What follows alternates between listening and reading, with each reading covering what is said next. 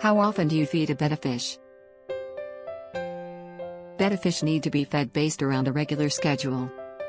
They should be fed at least once a day, with twice a day being preferable, which are good for fish if they are done properly.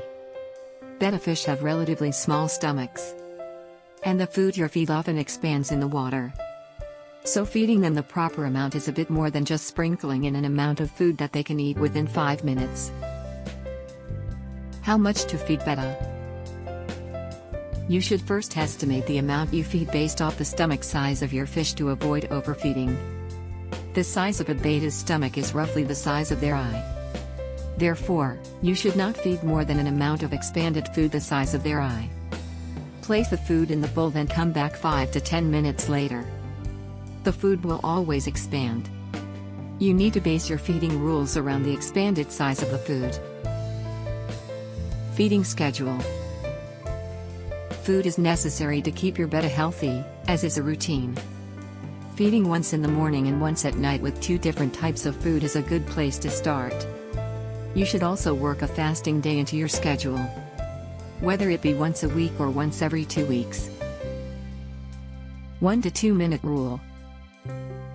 The 1 to 2 minute rule is often listed as feeding instructions on fish food. This rule is wholly inaccurate and will lead to your fish dying if you use it. If your betta can snap up 1 or 2 pellets in just 5 or 10 seconds, enough to fill its stomach for the next several hours, imagine how much damage can be done to your fish if it eats more than 15 times the amount it should. You should only need a very small pinch to keep your betta happy. Overfeeding is very dangerous for fish, often more so than underfeeding. Consequences of overfeeding.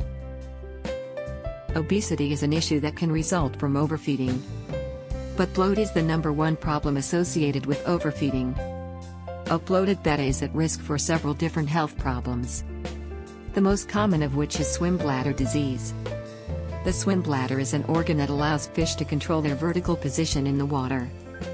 They use this organ to navigate from the top of the water to the bottom, and from the bottom to the top. If this organ becomes damaged or pressed by constipation or bloat, they will either be stuck at the top of the aquarium or the bottom of the aquarium.